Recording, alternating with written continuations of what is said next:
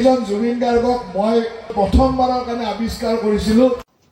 ও মামা মামা কি হলো বাবা? পিছে ঘটনাটা হল নহয়।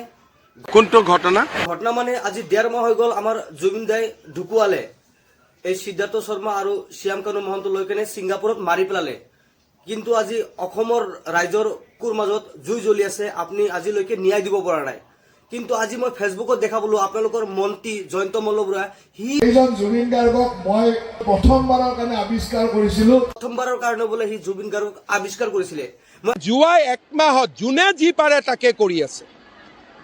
আজিহে গম পালো যে জুবিন গাৰ্গক জয়ন্ত মল্লবৰাহে আৱিষ্কাৰ কৰিছিলে। তো মামা আপোনাৰ তাতে এটাই ৰিকুৱেষ্ট, এটাই আপোনাৰ তাতে অনুৰোধ কৰিছো যাতে আমাৰ মৰমৰ জুবিন দাক দ্বিতীয়বাৰৰ কাৰণে জয়ন্ত মল্লবৰা যাতে আৱিষ্কাৰ কৰি আমাৰ ৰাইজৰ মাজলৈ পঠিয়াই দিয়ে। এইবিলাক কি চলি আছে? এইটো মামা আপোনাৰ তাতে একদম পুৰা অনুৰোধ, কাৰণ আপুনিতো ইমান দিন হৈ গ'ল ন্যায় দিব নোৱাৰিলে। তো আমাক ন্যায় নালাগে, আমাক জুবিন দাক দ্বিতীয়বাৰৰ কাৰণে লাগে।